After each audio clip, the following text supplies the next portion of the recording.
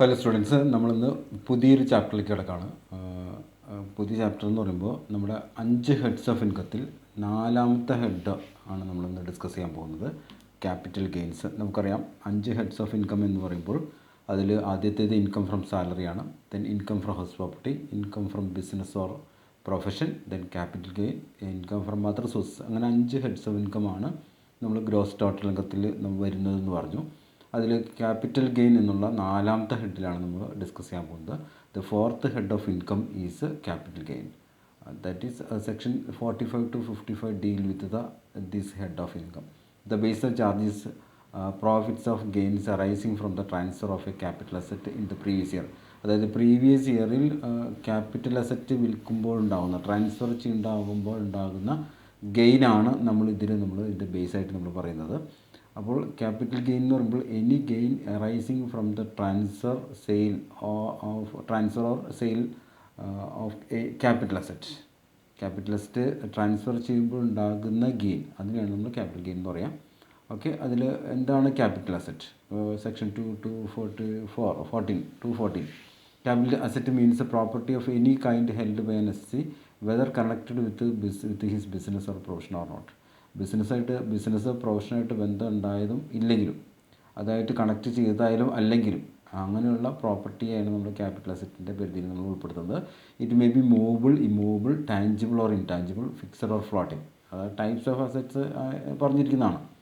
അപ്പോൾ it includes land, buildings, plant, machinery, furniture, investments, goodwill, leasehold rights, shares, jewellery, manufacturing licence, etcetera.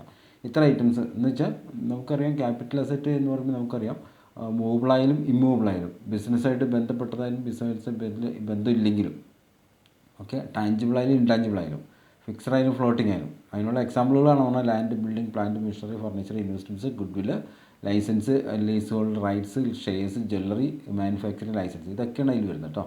Okay, ഇതിന് exceptions പറയുന്നുണ്ട്. എന്തൊക്കെയാണ്? Capital asset does not include the following: commercial goods like stock in trade, consumable stores, raw materials held for the purpose of business or profession.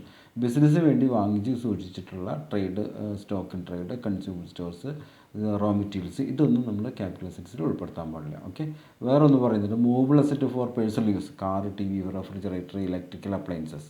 ഇതൊന്നും നമ്മൾ capital അസറ്റിൽ ഉൾപ്പെടുത്താൻ. Movable ആയിട്ടുള്ള assets അത് personal യൂസിനുള്ളത്.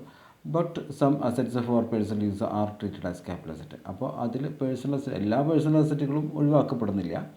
അതിൽ ഉൾപ്പെടുത്തുന്ന ക്യാപിറ്റൽ അസറ്റായിട്ട്, പേഴ്സണൽ അസറ്റ് ആണെങ്കിലും നമ്മുടെ ക്യാപിറ്റൽ അസറ്റായിട്ട് കണക്കാക്കുന്ന ചില items: jewellery for personal use, jewellery അതായത് ജ്വൽസ്, ഡ്രോയിങ്സ്, അതായത് നമ്മൾ പെയിൻറ്റിങ്സൊക്കെ ഇല്ലേ, വരച്ചുണ്ടാക്കുന്ന അത് പെയിൻറ്റിങ്സ്, സ്കൾപ്ചേഴ്സ്, അതിൻ്റെ പ്രതിമകൾ, ഇനി ആർട്ട് വർക്ക്, ആർക്കിയോളജിക്കൽ കളക്ഷൻസ്, പുരാതനമായിട്ടുള്ള കാര്യങ്ങൾ, ഇപ്പോൾ കോയിൻസിൻ്റെ കളക്ഷൻ അല്ലെങ്കിൽ സ്റ്റാമ്പ് കളക്ഷൻ, അങ്ങനെയുള്ള പ്രാചീന കാലത്തുള്ള അല്ലെങ്കിൽ പുരാതന കാലത്തുള്ള ഏതെങ്കിലും ഐറ്റംസിൻ്റെ കളക്ഷൻസ് ഉണ്ടെങ്കിൽ ഇതൊക്കെ ക്യാപിറ്റൽ അസറ്റായിട്ട് കണക്കാക്കാം. ഓക്കെ, അപ്പോൾ ഓർണമെൻറ്റ്സ് ഉൾപ്പെടുത്തും, പേഴ്സണൽ യൂസിനുള്ള ഓർണമെൻറ്റ്സ് ഉൾപ്പെടുത്തും, ഡ്രോയിങ്സ്, പെയിൻറ്റിങ്സ് രൂപത്തിലുള്ള ആർട്ട് വർക്കുകൾ, സ്കൾപ്ചേഴ്സ്, എനി ആർട്ട് വർക്ക് എന്ന് പറഞ്ഞിട്ടുണ്ട്, ആർക്കിയോളജിക്കൽ കളക്ഷൻസ്, ഇതൊക്കെ നമ്മൾ ക്യാപിറ്റൽ അസറ്റായിട്ട് കണക്കാക്കും. പേഴ്സണൽ ആണെങ്കിലും അത് ക്യാപിറ്റൽ അസറ്റായിട്ട് കണക്കാക്കാം.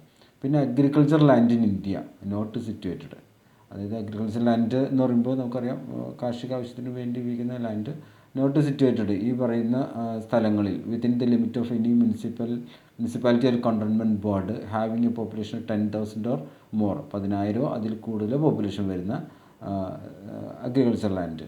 അപ്പോൾ അതുപോലെ തന്നെ in areas lying within a distance not exceeding 8 kilometres, 8 കിലോമീറ്ററിൽ കൂടാൻ പാടില്ല from the local limits of the such municipalities or cantonment board. അങ്ങനെ ഈ വരുന്നതൊക്കെ നമുക്ക് ക്യാപിറ്റൽ അസറ്റിൽ നമുക്ക് ഒഴിവാക്കാം. പക്ഷേ if the agriculture land is situated within the area specified below it shall be part as capital asset. അങ്ങനെയാണെങ്കിലും താഴെ പറയുന്ന രീതിയിലുള്ള കണ്ടീഷൻസോടുകൂടി വരുന്ന അഗ്രികൾച്ചർ ലാൻഡ് ആണെങ്കിൽ അത് ക്യാപിറ്റൽ അസറ്റായിട്ട് കണക്കാക്കാം. Not be more than 2 kilometres, 2 കിലോമീറ്ററിൽ കൂടാൻ പാടില്ല from the local limits which has population is more than 10,000 not exceeding 1 lakh.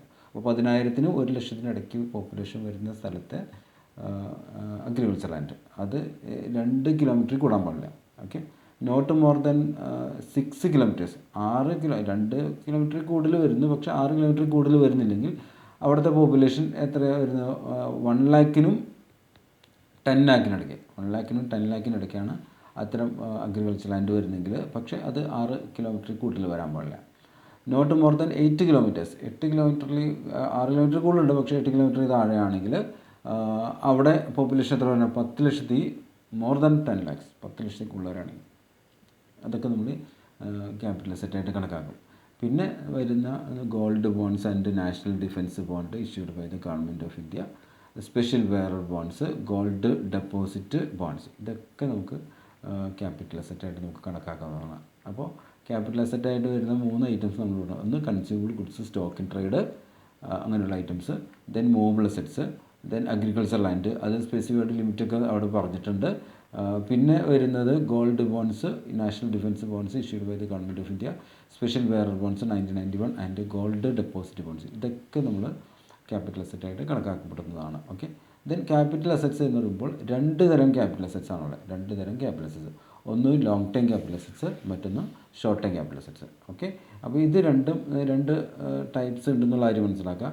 Capital asset എന്താണെന്ന് നമ്മൾ പറഞ്ഞു. മൂവബിളായ, ഇമ്മൂവബിളായ, ഫിക്സഡായ, ഫ്ലോട്ടിംഗ് ആയ, ടാഞ്ചിബിളായ, ഇൻടാഞ്ചിബിളായ, ലാൻഡ്, ബിൽഡിംഗ്, പ്ലാന്റ്, മെഷീനറി, അങ്ങനെയുള്ള കുറേ ഐറ്റംസ് നമ്മൾ പറഞ്ഞു.